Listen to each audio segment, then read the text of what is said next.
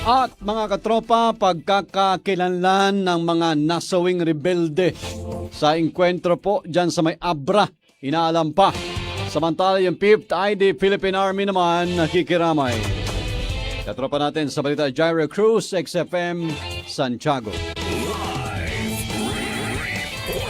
Nagpahayag ng pakikidalamhati ang pamunuan ng 5th Infantry Star Division Philippine Army sa pamilya ng mga nasawi sa naganap na sagupaan sa pagitan ng militar at mga miyembro ng Ilocos Cordillera Regional Committee sa Abra, kasabay ng pagtutok sa pagberipika sa kanilang pagkakakilanlan. Ang mga nasawi ay sina alias Chico Abdul na dating kalihim ng Komiteng Larangang Guerrilla North Abra na nagsilbing giyang pampolitika na tubong Novaliches, Quezon City, si Johnny David Escobilla, ang former First DepSec KLG Bagas mula sa Lower Olave, Buenavista, Agusan del Norte, at Eugene Hilaos alias Aki Ken Dina na dating organizer ng Anak Bayan Ilocos Katribo Youth NCR. Inihayag ni Major General Gulliver Señeres, ang commander ng 5th Infantry Star Division, na bukas ang pamunuan ng 5th ID at mga lokal na pamahalaan para pag-usapan ang pangkapayapaan para sa mga natitira pang kasapi ng ICRC. Ibinahagi rin ng general ang kanyang pakikiramay sa mga naiwang pamilya at mahal sa buhay ng mga nasawi, at anyay magsilbing paalala ito sa mga natitira pang kasapi ng rebelde na pagkakataon na upang talikuran ng armadong paikibaka at piliin ang landas ng kapayapaan kasabay ng pagbabagong buhay kasama ang kanilang mga pamilya. Patuloy naman ang isinasagawang beripikasyon at formal na proseso ng pagkilala sa mga nasawi at pagtunton sa kanilang mga kaanak upang maipasakamay sa kanila ang mga labi at mailibing na maayos ang kanilang mga kaanak. Matatandaan na naganap ang engkwentro noong August 4 na nagresulta sa pagkasawi ng 3 at nakita sa mga ito ang 2 M16 rifle, isang M14 rifle at iba pang kagamitang pandigma. Para maiwasan ang bukol sa katawan, uminom araw-araw ng Santon Plus Gold. Mula dito sa 104.9